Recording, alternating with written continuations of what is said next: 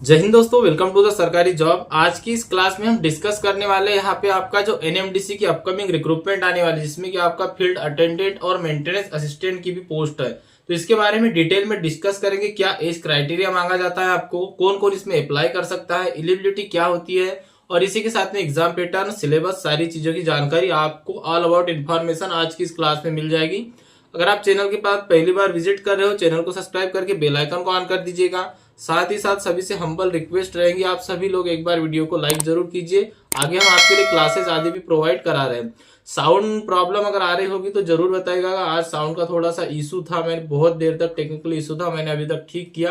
अब पता नहीं साउंड कैसे आ रहा है, आप ही एक बार बताइएगा। देखिए, एनएमडीसी की जो आपकी अपकमिंग रिक्रूटमेंट है, आपको जानते होंगे कि 3 वर्ष बाद आपको जो रिक्रूटमेंट देखने को मिलेगी। 3 साल हो गए दंतेवाड़ा, मतलब कि आपका किरंदुल कॉम्प्लेक्स और बचेली कॉम्प्लेक्स, जो आयरन आपकी लोह माइन है, एनएमडीसी का प्लांट है बेलाडीला वाला, यहाँ का रिक्रूटमेंट अभी तक नहीं निकल के आया है। अब जब इसका रिक्रूटमेंट आने वाला है तो इसके बारे में कई तरह की क्यूरीज आ रही है। कोई एज लिमिट के बारे में कमेंट करता है कि सर एज लिमिट क्या रहेगी, क्या एज लिमिट एक्सटेंड होगी क्या। कोई पूछता है कि यहाँ पर जो रिक्रूटमेंट आने वाला है था, इसका नोटिफिकेशन कब तक आएगा। तो सारी चीजें विथ प्रूफ मैं आपको यहाँ पर आज बताते ही चलूंगा। और साथ ही साथ अगर आप डेडिकेटेड तरीके से तैयारी करना चाहते हो तो चैनल से जुड़े रहिएगा। चलिए, सबसे पहले हम बात कर लेते हैं कि पोस्ट जो होती है यहाँ पर कौन कौन सी रिलीज की जाती है। तो सबसे पहले बात कर लेते हैं फील्ड अटेंडेंट की। जो फील्ड अटेंडेंट होता है, ये मिडिल क्लास पास होना चाहिए, मतलब कि 8वीं अगर पास है या आपने किसी ट्रेड से आईटीआई कर रखी है तो आप इसमें अप्लाई कर पाओगे। अगर आप यहाँ पर 10वीं पास हो तो भी अप्लाई कर सकते हो, 12वीं पास हो तो भी अप्लाई कर सकते हो, इवन ग्रेजुएशन है तो भी अप्लाई कर सकते हो। लेकिन कम से कम मिडिल पास तो आपके पास होना ही चाहिए। मिडिल पास पे भी यहाँ पर बहुत अच्छी सैलरी आपको देखने को मिलती है। अब यह RS01 के अंदर आते हैं। आप वहां पर जानते हो कि L1 या L2 भी कहा जाता है।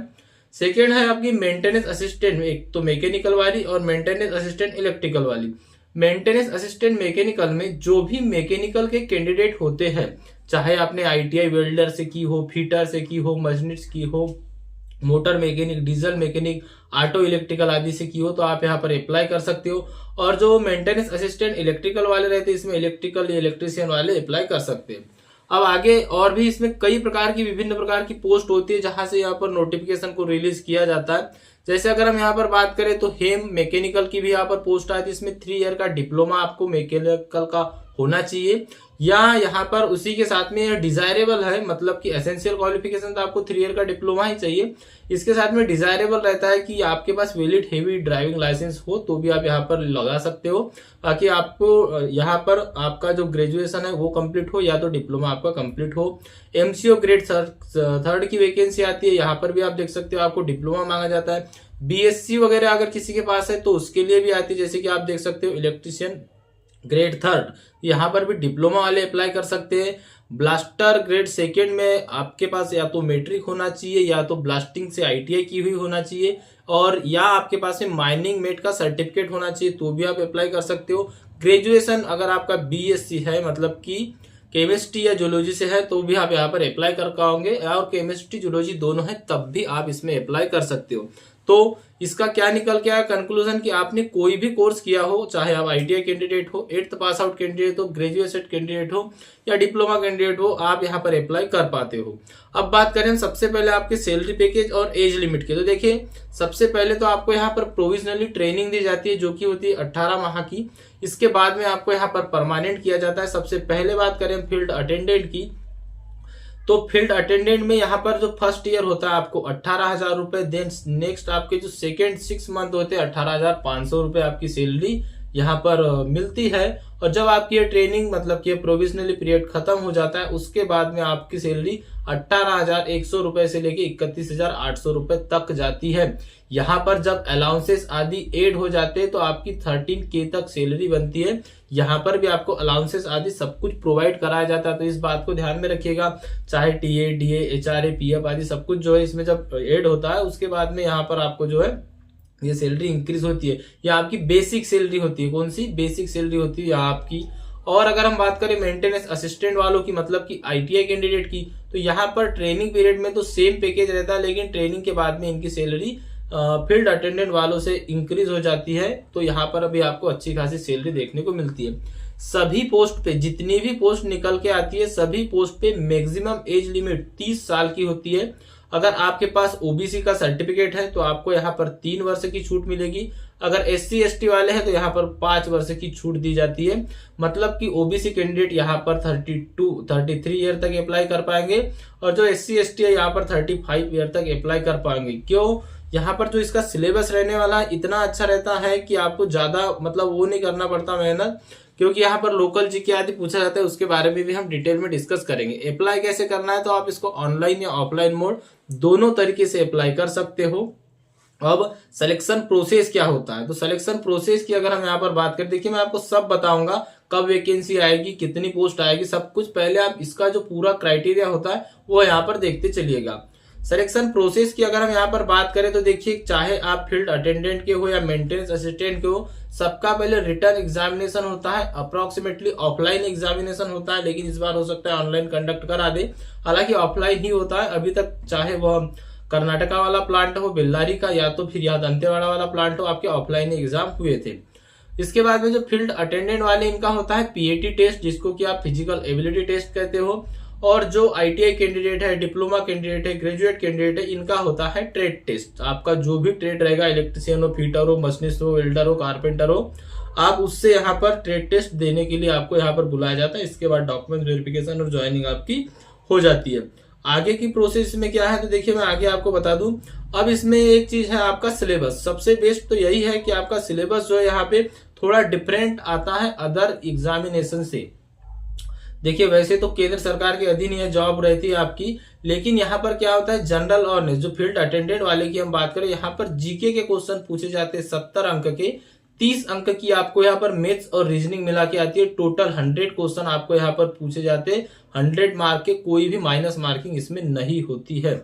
यहाँ पर जो 70 क्वेश्चन आपको पूछे जाते हैं, इसमें से अप्रोक्स क्वेश्चन जो रहते हैं यह रहते हैं आपके लोकल जीके के। उसमें क्या क्या पूछा जाता है वह भी मैं आपको आगे बताता हूँ, लेकिन यहाँ पर देखते चलिएगा कि 70 क्वेश्चन आपको जीके के पूछे जाएंगे। 30 क्वेश्चन जो रहेंगे आपके मैथ्स और रीजनिंग के पूछे जाना है। मेंटेनेंस असिस्टेंट और अदर जितनी भी पोस्ट थी, इनके लिए क्या होता है, देखिए आपका जो सब्जेक्टिव नॉलेज होता है, मान लीजिए अगर आपने फीटर से अप्लाई किया हो, या आपका डिप्लोमा है आपने मैकेनिकल से अप्लाई किया हो, या आपकी बीएससी है आपने बीएससी से अप्लाई किया हो, तो 30 क्वेश्चन मतलब 30 मार्क के 30 क्वेश्चन आपको पूछे कहा जाएंगे आपके डिसिप्लिन से। मतलब आपका ट्रेड अगर फीटर है तो फीटर के यहाँ पर 30 क्वेश्चन आएंगे। यहाँ पर इसरो, डीआरडीओ या टीओ जैसे प्रैक्टिकल बेसिस क्वेश्चन उतने नहीं आते, मॉडरेट लेवल के क्वेश्चन आते हैं जो आपके ट्रेड थ्योरी के आते हैं वो। यहाँ पर भी जनरल अवेयरनेस जो होता है आपका 50 अंक का पूछा जाता है। इसमें भी आपके लोकल जीके ही पूछा जाता है। कुछ क्वेश्चन आपको और देखने को मिल सकते हैं, लेकिन इससे पिछली बार जो भी एग्जाम हुआ था कंटिन्यूसली उसमें सभी क्वेश्चन लोकल जीके के ही थे। 20 अंक के आपको यहाँ पर न्यूमेरिकल रीजनिंग और मतलब आपकी जो रीजनिंग और मैथ्स होती है यह पूछी जाती है। तो आप यहाँ पर देख सकते हो आपका जो पेपर होता है इसमें 50 अंक का आपका आता है जीके, 30 अंक का आपका आता है यहाँ पर ट्रेड थ्योरी, और 20 अंक का आता है यहाँ पे आपको मैथ्स और रीजनिंग। तो यह हो गया इसका सिलेबस। अब सबसे बड़ी बात यहाँ पर हम डिस्कस कर ले आगे कि आपको सिलेबस में भी क्या क्या पूछा जाता है। तो मैं आपको यहाँ पर बताते चल रहा हूँ कि आपको सिलेबस में क्या क्या पूछा जाता है, चाहे आप फील्ड अटेंडेंट वाले रहे या मेंटेनेंस असिस्टेंट वाले रहे, आपका ट्रेड कोई भी हो। यहाँ पर आप देख सकते हो फिटर और मशीनिस्ट का मैं एग्जाम्पल देखिए आपको बता रहा हूँ।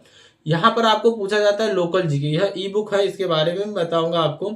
लोकल जीके में चाहे दंतेवाड़ा हो, किरांदुल हो, बचेली हो, इवन संपूर्ण बस्तर संभाग का आपको लोकल जीके यहाँ पर पूछा जाता है। लोकल जीके मतलब ऐसा स्थानीय लोकल जीके, यहाँ पे लैंग्वेज के बारे में, जैसे यहाँ पर दंतेश्वरी मंदिर है तो आपको पूछ लेंगे कि जिला मुख्यालय से दंतेश्वरी मंदिर की दूरी कितनी है। इस लेवल के क्वेश्चन आपको पूछे जाते हैं। इसी के साथ में गोंडी भाषा, हल्बी भाषा में किसको क्या कहा जाता है, यहाँ की स्थानीय भाषा है, इसलिए यहाँ के भी क्वेश्चन पूछे जाते हैं। कुछ क्वेश्चन छत्तीसगढ़ स्टैटिक जीके के भी आ सकते हैं। पिछली परीक्षा में नहीं आए थे, लेकिन इससे पिछली वाली परीक्षा जो हुई थी उसमें छत्तीसगढ़ लोकल जीके के भी क्वेश्चन पूछे गए थे।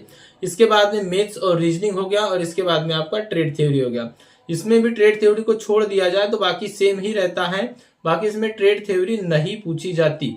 तो फील्ड अटेंडेंट और मेंटेनेंस असिस्टेंट अगर आप इनकी तैयारी कर रहे हो तो डिस्क्रिप्शन बॉक्स में लिंक मिल जाएगी। 2024 तक अपडेटेड आपका कंप्लीट कोर्स पीडीएफ यह आपको देखने को मिल जाएगा।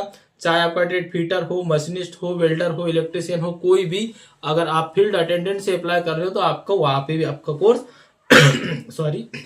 मिल जाएगा। अब हम बात कर ले यहाँ पे कि किस बिना पे मैं आपको बता रहा हूँ, किस आधार पे मैं आपको बता रहा हूँ कि आपकी वैकेंसी बहुत जल्द आने वाली है। तो देखिए मैं आपको यहाँ पर बताते चलूंगा, थोड़ा सा मेरी बात को यहाँ पर समझते चलिएगा।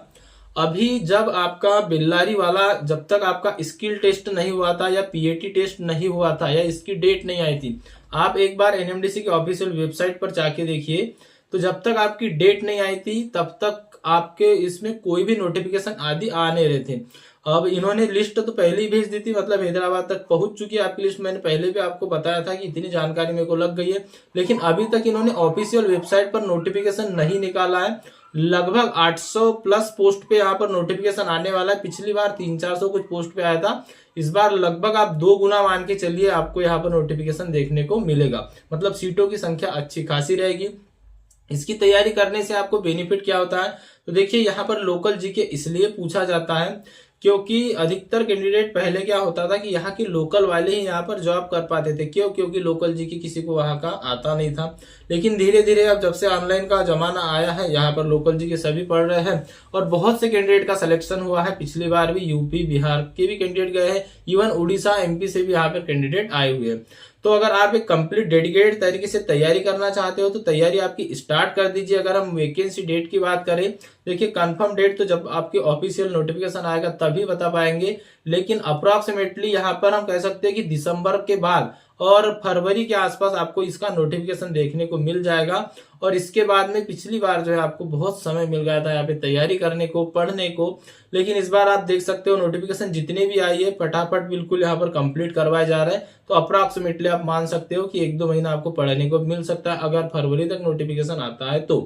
क्यों? क्योंकि आपके जब भी फॉर्म फिलअप हो जाएंगे, जैसा NFL आदि और जैसा NCL आदि जल्दी एग्जाम करवा देता है, इसी टाइप के इस बार आपके जल्द ही एग्जाम भी होने वाले।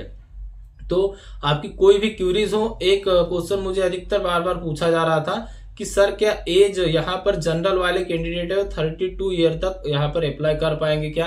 तो देखिए ऑफिशियली अभी तो मुझे नहीं लगता कि एज रिलैक्सेशन देंगे, क्योंकि ओनली रेलवे ने ही यहाँ पर एज रिलैक्सेशन दिया है। इससे पहले BRC वगैरह के जो एग्जाम कंडक्ट कराए गए थे उन्होंने भी कोई एज रिलैक्सेशन नहीं दिया था। तो मुश्किल है आपको जनरल कैंडिडेट में एज रिलैक्सेशन मिलना, लेकिन OBC SC ST वाले जो कैंडिडेट है इनको तो यहाँ पर एज रिलैक्सेशन मिलता ही है।